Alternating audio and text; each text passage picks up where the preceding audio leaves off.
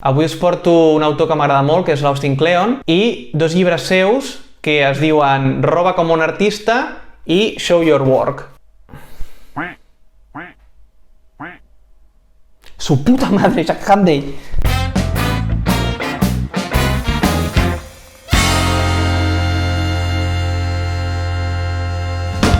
No són llibres d'humor, són llibres sobre creativitat, però crec que a les persones que ens dediquem o que ens agrada escriure comèdia ens pot ajudar molt. Començaré pel llibre Roba com un artista, que és el més teòric. La primera idea que m'agradaria destacar de Roba com un artista és res és original. I aquesta idea jo crec que ens ha de treure molta pressió a les persones que ens dediquem a lo creatiu, ja no dic artistes, perquè jo no em considero un artista, sinó a lo creatiu, perquè no cal generar res de zero, sinó que la nostra feina com a creatius és col·leccionar idees. Això em recorda molt quan vaig fer el postgrau de guió de Minoria Absoluta, Ramon Llull. Un dels professors que tenia amb l'Uri Garcia, que és el realitzador del millor programa que s'ha fet a TV3, que és Casal Rock. Som el Casal Rock, som el Casal Rock i traiem pit. És que són boníssims, són boníssims.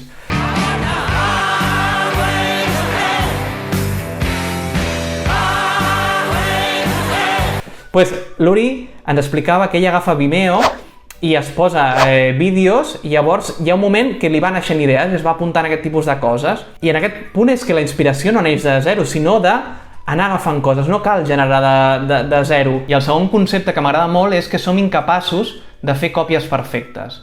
Y aquí os voy a llegir un parágrafo. El momento en que fracasamos al copiar a nuestros héroes es cuando descubrimos qué es lo que nos hace únicos. Así que cópiale a tus héroes. Examina en qué te quedas corto. ¿Qué hay allí que te haga diferente? Eso es lo que debes ampliar y transformar en tu propio trabajo. Sí, aquí no està parlant de copiar per se, sinó de que a través de la còpia tu veuràs els teus defectes i com que ets incapaç, perquè no ets un robot, no podràs copiar el 100% aquella persona i te n'adonaràs del que a tu et fa diferent i que serà el teu estil. Es deia molt que Kobe Bryant copiava el Michael Jordan. Kobe Bryant, com que té un cos diferent, com que té unes capacitats atlètiques diferents de Michael Jordan, mai podrà ser Michael Jordan.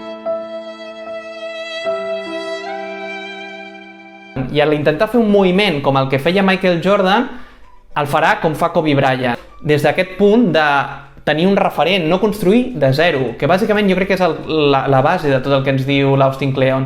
No construïu sobre zero perquè ja està tot construït, res és original. Per tant, si res és original, parteix d'una base i a partir d'aquí troba el teu estil. Us posaré a la descripció un link d'una TED Talk que va fer l'Austin Kleon. Si el llibre anterior, Roba com un artista, anava de prendre idees de les teves influències, el Show Your Work és totalment diferent i va de deixar que els altres et robin a tu. ¡Robas cartera! ¡Que no hay pasta para comer! Completant el que jo anomeno el cercle virtuós de la creativitat, que és donar i rebre. ¡Oh, mírame! Estoy haciendo feliz a la gente. ¡Qué bien! Soy un hombre mágico del país feliz, de la casa de gominola de la calle de la Piruleta.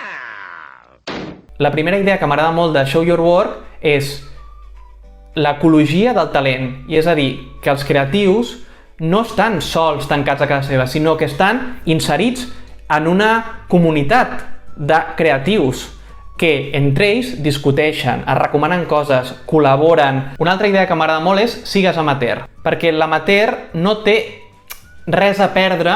Un cop crec que escoltava el Tomàs Fuentes, no em feu dir on, que explicava que la gent que va a l'altre amic i no són professionals ni volen ser-ho, fan una comèdia molt més experimental que persones que sí que es volen dedicar al show business. La tercera idea que voldria destacar de Show Your Work és aprèn davant de tothom. Escull el que t'agradi i aprèn-ho davant dels altres. Tots els que estigueu aquí, trobeu allò que vulgueu aprendre o fer millor i apreneu-ho davant dels altres i que els altres també vegin en la vostra progressió.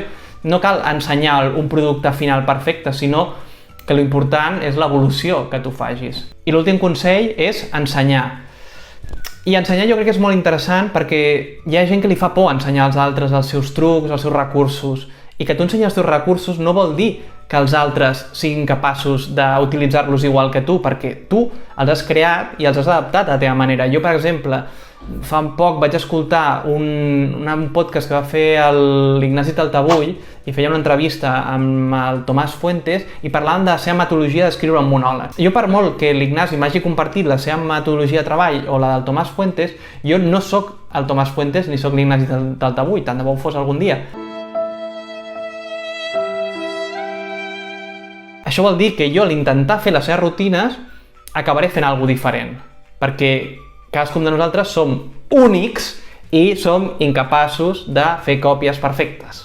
Com deia aquí, Has flipado, Aquí acabo Show Your Work, et posaré un link a la descripció, vale? Que és una conversa amb el BBVA de 40 minuts on bàsicament explica aquests dos llibres. I fins aquí la ressenya d'avui de Roba como un artista i Show Your Work.